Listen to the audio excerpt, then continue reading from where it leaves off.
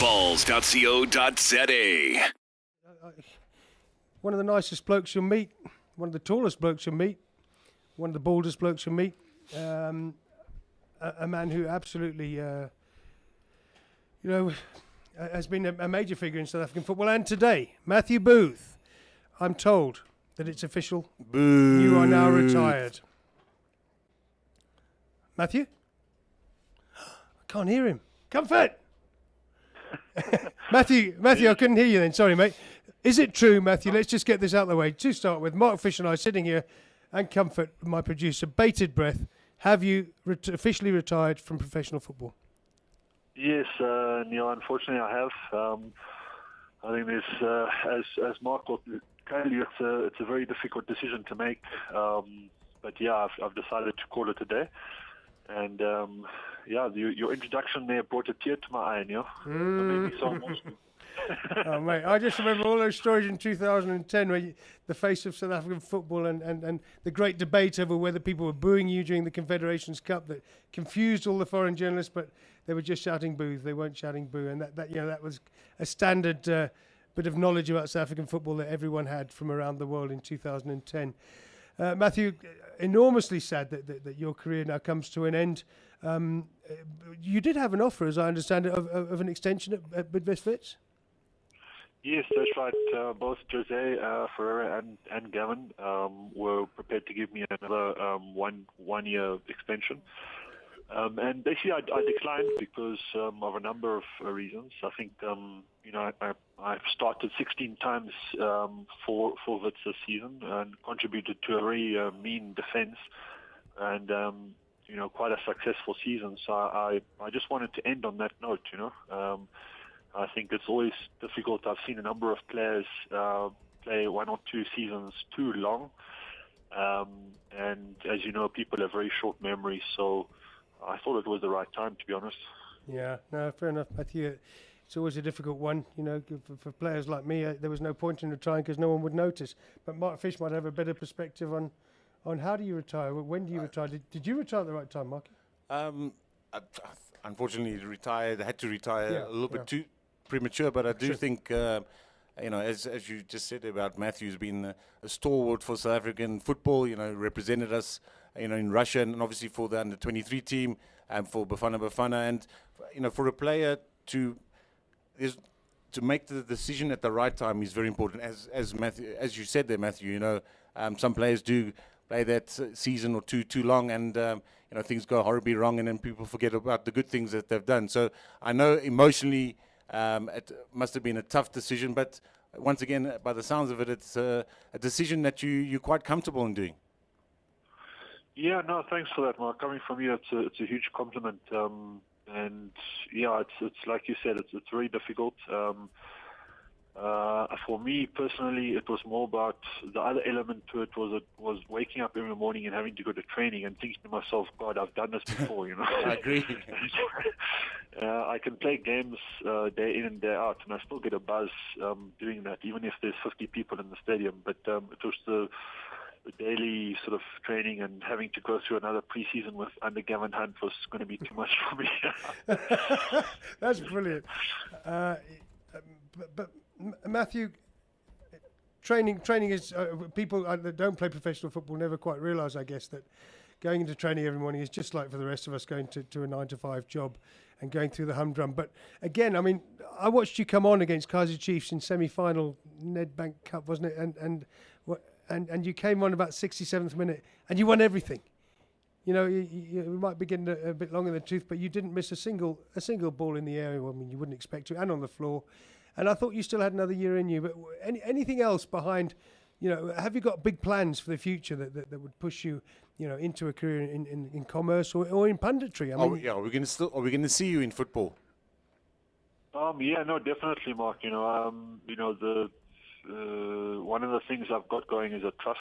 I've already started my coaching clinics. As cliched as it might sound, you've played for 20 years. You've had the community come and support your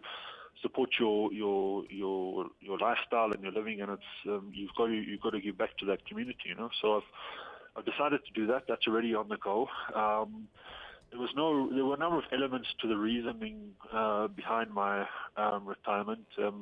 But for me, Neal, one of the biggest things is that I've got to play games, and if I miss 2 or 3 games during the month, and then I get thrown on for one game, I'm not going to do myself justice in that game. I'm not going to be match fit, et cetera, et cetera. So I could see that the next season I was going to follow a similar vein to the season, and I'm not a person who enjoys sitting on the bench. I can't stand it, to be honest. So that was one of the other elements to it. Yeah, and well, obviously you've made the decision, and and well done to you that you give him back, because yes, we like you said, it's a cliche. We all feel we have to give back, but not many people do. So well done to you on that. But also, you look back now, and you got to have your fondest memories and obviously your worst memories of football. What are your fondest and what are your worst? Yeah, look, probably the 2000 Olympics when we beat Brazil stands out. Confederations Cup a couple of years ago, 2009, and simply being a part of that World Cup squad and soaking up the atmosphere was absolutely brilliant for me.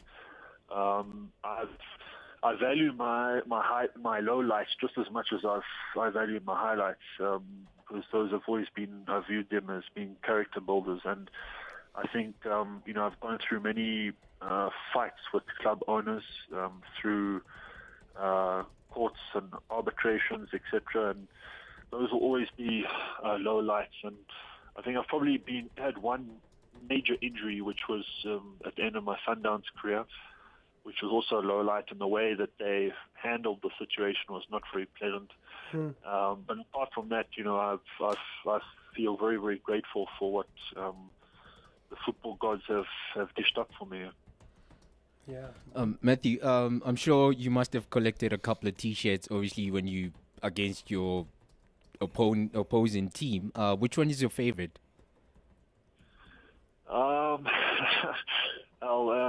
Yeah, I think I exchanged jerseys with Kaká after they beat us in the semi-final during the Confederations Cup. He's a fantastic character, never in the newspapers for the wrong reasons, and I'll probably cherish that one for the best out of the rest. Yeah.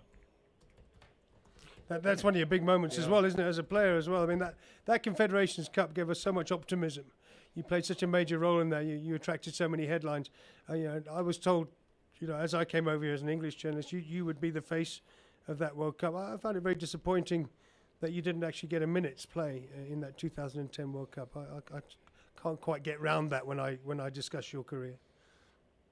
Yeah, well, I can't understand why they made me the face of South Africa. I feel hell of a sorry for the rest of South Africa.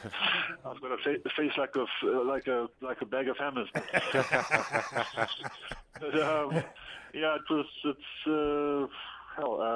I could, to be honest, Santana got a lot of stick for various reasons, but I feel that we played some of our most, not necessarily attractive, but we put up some hell of a good performances during the Confed Cup. And as soon as Pereira came back on board, I could see from a mile away that he wasn't a fan of mine. So I tried my best to change his mind, but it wasn't to be. And at the end of the day, I was actually quite fortunate to get into the squad. I think if it wasn't for Morgan Gould getting injury, I wouldn't have taken part. So quite fortunate in that regard. Yeah. Did you like being in Russia, Matthew? Was it great being in Russia? And because we send players over there like Sianda Kulu who followed in your footsteps, and when you look back on that bit of your career, is that one of the fond ones? Yes, no, it was. It's an education deal, and I wish more players would take up the offer to go overseas. Even though in the PSL now players are getting paid good money and we're pretty comfortable in staying here, I think there are greener pastures still out there, and it's an education for players and a character building session for them. And hats off to guys like the late Jacob Legeto, who paved the way for us to go there. And it turned out to be a fantastic choice for me to go there when they were spending a lot of money on their league and desperately trying to improve it. And as you can see through Europe and the European tournaments, that the Russian clubs have got a lot to say. And Sianda Kudu is doing a fantastic job over there as well. Exactly. He's at Rostov. He's following in your footsteps, and I think he'll be a great player for Bafana too. Now, Matthew, have you been watching? You're an analyst in this World Cup. You've obviously been watching a lot of it. Seen anything that we should know about? And any side that's going to upset us, surprise us after Spain's disappearance last night? Well, hell, after you really want me to make predictions after what's gone on so far, Neal? It's hard to predict this one, isn't it? Yeah.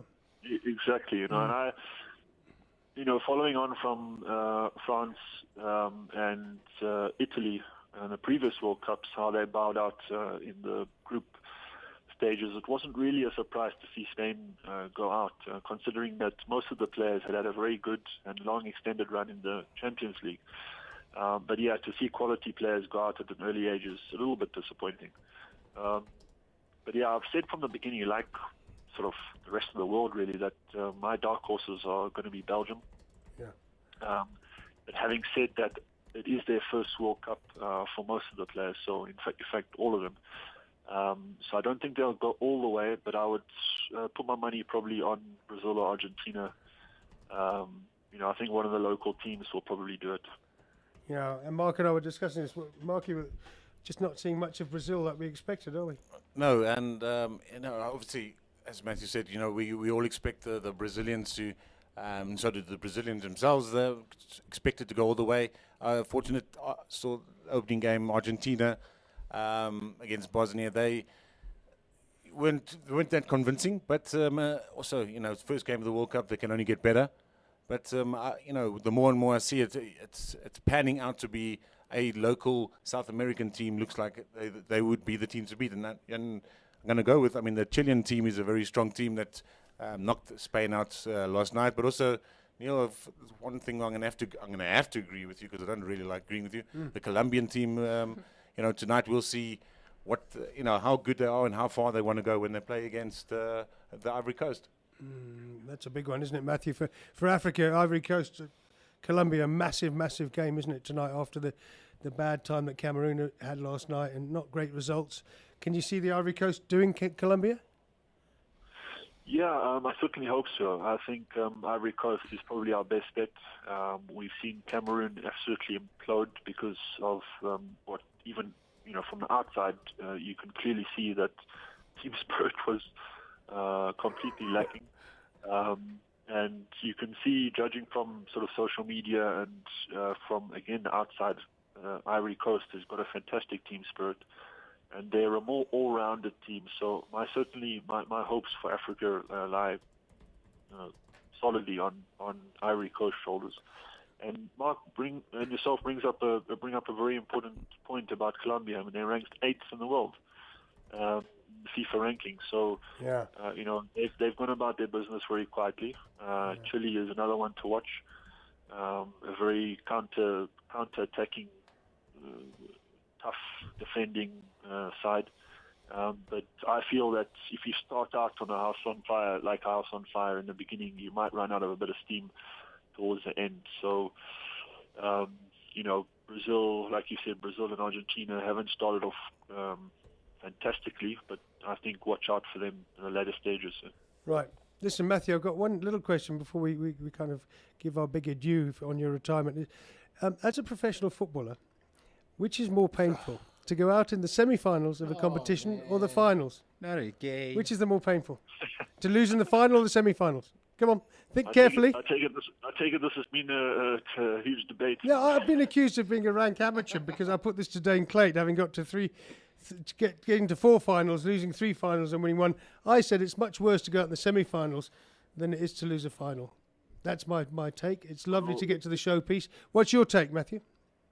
No, I would say getting to the final is. I would, getting knocked out in the semis is worse because you've still got to play that bloody 3rd and 4th playoff. So exactly. I'm not just talking about the World Cup. I'm talking about competitions generally. I think it's much worse getting knocked out in a semi-final than losing in a final. That's my take. Fishy and I are going to have to disagree on that, but I'm glad you're with me, Matthew. Great to hear it. He's not speaking now. Look, he's sulking. I'm dumbstruck. But anyway, suppose if you feel I think I understand Matthew's point. If you're talking about a World Cup and you have to go play a third and fourth playoff, that's a lot of. But I think losing in a cup final, it's a lot worse. Well, hey, Matthew, you've been to many more finals than I have, Mark. So you probably take it. I'm a very depressed man, as you can see.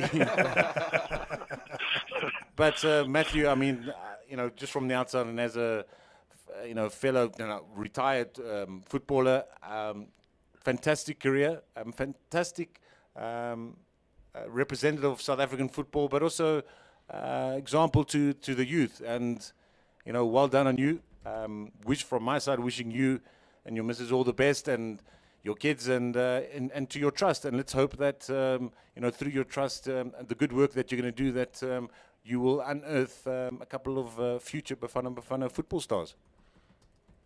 No, thank you very much, Mark. Much appreciated, man. Excellent, Matthew Booth. Go well in retirement, mate, and I'm sure we'll hear a lot more from you. It's not the end of Matthew Booth, guys. Balls.co.za